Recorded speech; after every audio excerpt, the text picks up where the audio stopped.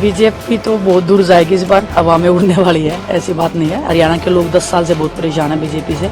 जो उन्होंने अत्याचार किया है किसानों के साथ, चाहे खिलाड़ियों के साथ में, जो अपमान और जो व्यवहार उन्होंने किया है, तो लोग भूले नहीं है उस चीज़ को, सबको याद है।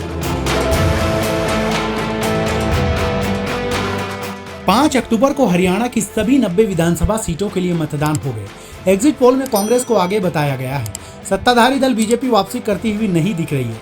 अगर एग्जिट पोल के नतीजे सही साबित हुए तो हरियाणा में कांग्रेस 10 साल बाद सरकार बनाएगी। लेकिन इस बीच हरियाणा की कई हॉट सीटों के साथ पहलवान विनेश फोगाट की सीट की भी जोर शोर से चर्चा हो रही है, जहां उनका सीधा मुकाबला बीजेपी के योगेश बैरागी से है। एग्जिट पोल्स के अनुसार कांग्रेस ने विनेश फोगाट को आसान सीट नहीं दी है। पिछले चुनाव में कांग्रेस इस सीट पर तीसरे नंबर पर रही थी। पार्टी को करीब 12% वोट ही मिले थे और जेजेपी के अमरजीत ढांडा इस सीट से चुनाव जीते थे।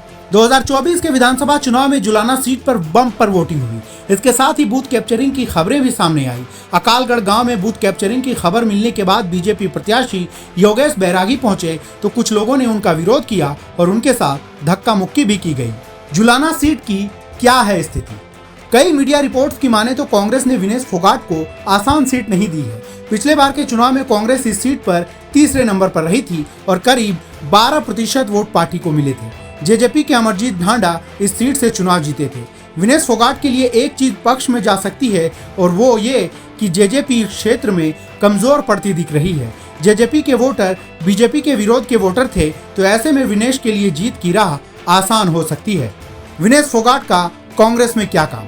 कई राजनीतिक पंडित तो यह कह रहे हैं कि विनेश फोगाट इस सीट से जीत जाएंगे, लेकिन विनेश फोगाट कांग्रेस के लिए महत्वपूर्ण नहीं थी, बल्कि उनका विरोध प्रदर्शन महत्वपूर्ण था।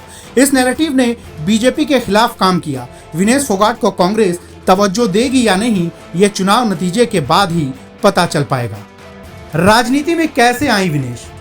रेसलर से राजनेता बनी विनेश फोगाट ने बताया कि 2024 ओलंपिक के बाद परिस्थितियों ने मुझे चुनाव लड़ने पर मजबूर किया। हमने कुश्ती संघ में हो रही मनमानी को लेकर दिल्ली में अपनी आवाज बुलंद की, लेकिन हमें अनसुना कर दिया गया। हमें सड़कों पर घसीटा गया था। उस दौरान कांग्रेस हमारे साथ खड़ी थी। हम जिनका विरोध कर रहे थे वे बीजेपी से जुड़े हुए थे। विनेश का जुलाना से क्या रिश्ता?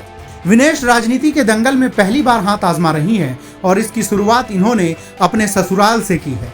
विनेश हरियाणा के चरखी दादरी जिले के बलाली गांव की मूल निवासी हैं। साल 2018 में विनेश की शादी जिंद जिले के बख्ता खेड़ा गांव के पहलवान सोमवीर राठी से हुई थी। यह इलाका जुलाना विधानसभा क्षेत्र में आता है। यह क्षेत्र जाट बहुल है। सोमवीर राठी के पिता पूर्व सैनिक हैं और 2000 से 2005 तक सरपंच भी रहे। कांग्रेस के खाते में यह सीट आखिरी बार साल 2005 में गई थी।